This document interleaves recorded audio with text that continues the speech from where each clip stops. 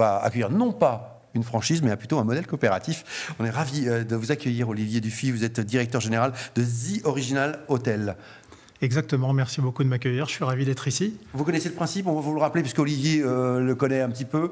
3 minutes pour nous pitcher votre concept, et puis ensuite on échange, et ensuite on répond également à vos questions. Oui. C'est parti Olivier, 3 minutes. Alors The Original Hotel, c'est une coopérative hôtelière, c'est la première coopérative hôtelière française, et on est également la 4e marque du marché. Vous connaissez bien Ibis, vous connaissez bien B&B, vous connaissez un peu moins The Originals, et pourtant on est juste derrière ces marques-là, parce que cette marque est toute récente, elle est toute jeune, elle a 5 ans. Elle a été créée il y a 5 ans en remplacement de marques qui avaient un peu plus de notoriété, Interhotel, Relais du Silence et 3 autres. Et il y a eu ce choix stratégique de rassembler ces marques en une seule, une marque mère, et 6 catégories qui couvrent l'ensemble des gammes que l'on est capable de proposer, c'est-à-dire du plus haut de gamme, avec des châteaux, on n'est pas dans le luxe, mais dans le très haut de gamme, jusqu'à la gamme Access, qui est l'entrée de gamme de l'offre The Originals.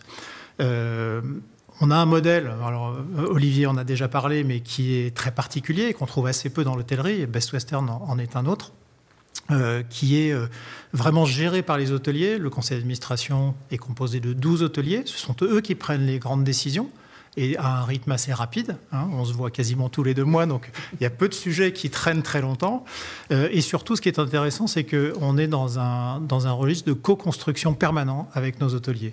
Ce qui veut dire que moi, l'entité que je dirige, qu'on appelle le siège, communément, de plus de 50 personnes, travaille en étroite collaboration avec ces hôteliers-là pour que tous les services, tous les outils, toutes les propositions soient co-construites.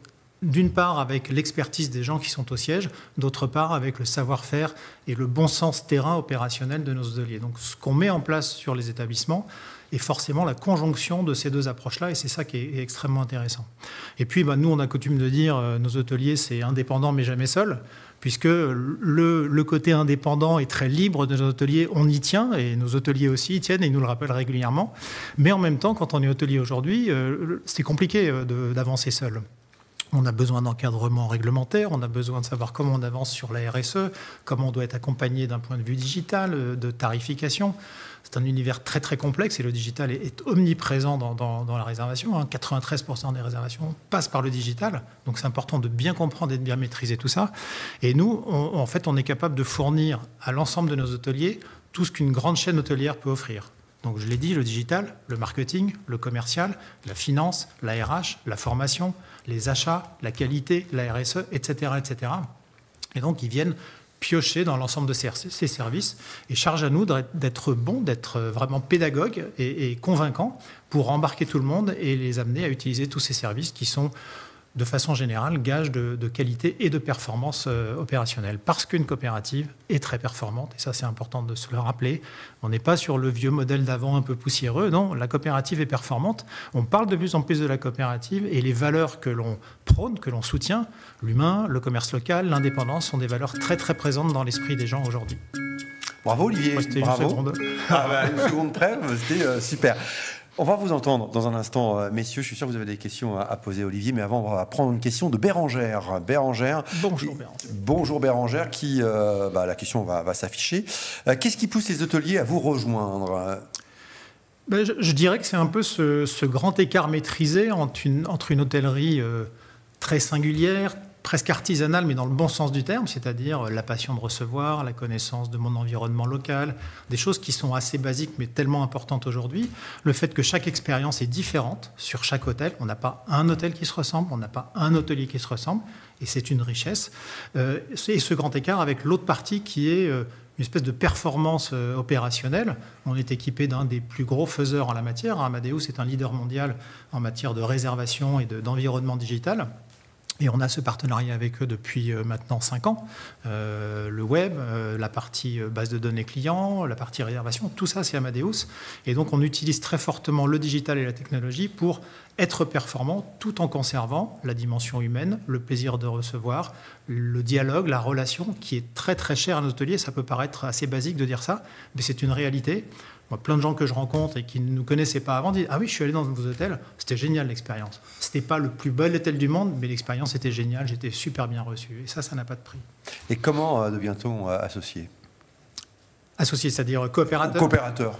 Tout simplement en étant séduit par le modèle. La charge à nous et à nos équipes de développement de montrer tout ce qu'on est capable de faire et comment on peut accompagner un hôtelier aujourd'hui, et en conservant justement sa liberté d'action, parce que ça reste un entrepreneur qui a envie d'avoir les coups des franges et qui est patron chez lui, mais qui se dit continuer seul est compliqué. À part certains cas de figure en centre-ville, Paris, etc., où parfois c'est avec des grosses équipes ça peut fonctionner, mais fonctionner tout seul aujourd'hui est impossible. Et donc il cherche un partenaire. Alors il peut se tourner parfois vers la franchise. On est souvent face à des franchisés ou des franchiseurs, et charge à nous de mettre nos valeurs sur la table et notre côté performant. On va prendre une autre question de Bérengère dans un instant. Olivier, une question ou un... Non. Si je faisais un tout petit complément, parce que Olivier a été hyper efficace pour présenter le modèle et notamment son enseigne. Je dirais simplement que, vous voyez, cette année, pour 2023, les chiffres du commerce coopératif et associé en France, c'était 200 milliards d'euros de chiffre d'affaires cumulé. C'est 32 000 chefs d'entreprise indépendants, 56 000 points de vente et plus de 600 000 salariés. Ça veut dire quand même 32% de la part du commerce en France. C'est un poids lourd et on ne peut pas imaginer qu'un modèle qui serait obsolète, poussiéreux, etc. soit aussi lourd dans son poids de représentation économique, politique, sociale. Je tiens quand même à dire que depuis 2002, chiffre de l'INSEE à l'appui, c'est aussi le modèle qui a le meilleur niveau de croissance par rapport aux autres modèles concurrents. Arthur. Moi, j'ai une question un peu terre à terre, mais est-ce qu'il faut nécessairement avoir un hôtel pour vous rejoindre, ou est-ce qu'on peut démarrer et vous rejoindre sans avoir un projet, ou en tout cas avoir un hôtel existant ? C'est compliqué de venir sans rien et de nous demander de chercher pour quelqu'un. Néanmoins, on peut avoir des hôtels à la vente, par exemple, ou identifier des hôtels et puis identifier quelqu'un qui a envie d'exploiter, parce que c'est la discussion qu'on avait tout à l'heure avec Olivier, c'est bien d'acheter des murs, c'est bien d'acheter des fonds, mais il faut exploiter. Donc on peut avoir des gens qui ont parfois même déjà un hôtel, mais qui en veulent un deuxième et qui ne l'ont pas encore trouvé. Et là, on se rassemble pour identifier des établissements sur lesquels ils pourraient prendre la main. Mais voilà, il y a plein de cas de figure différents. Mais la plupart du temps, ils ont déjà un hôtel ou un projet de construction ou de rénovation, ou ils ont déjà racheté quelque chose et après ils cherchent une marque pour les accompagner. Alors justement, ça va faire écho à la question de Bérengère qu'on va découvrir. Est-il nécessaire d'être issu du secteur CHR pour devenir associé ? Non, ce n'est pas nécessaire. On s'aperçoit qu'aujourd'hui, il y a beaucoup d'investisseurs qui cherchent à investir dans l'hôtellerie et qui sont vraiment ce qu'on appelle des primo-accédants, c'est-à-dire qui viennent d'autres univers. On a ce qu'il faut pour les accompagner. On a une école de formation avec plus de 30 modules.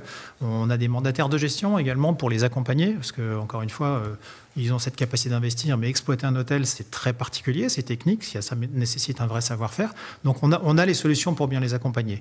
Donc charge à nous de les convaincre, de se laisser accompagner justement et de ne pas penser qu'en arrivant dans l'hôtel, ils vont prendre ça de main de maître dès le lendemain de l'acquisition. C'est pas vrai, ça ne fonctionne pas comme ça. Merci infiniment Olivier de nous avoir éclairé, d'avoir répondu à nos questions.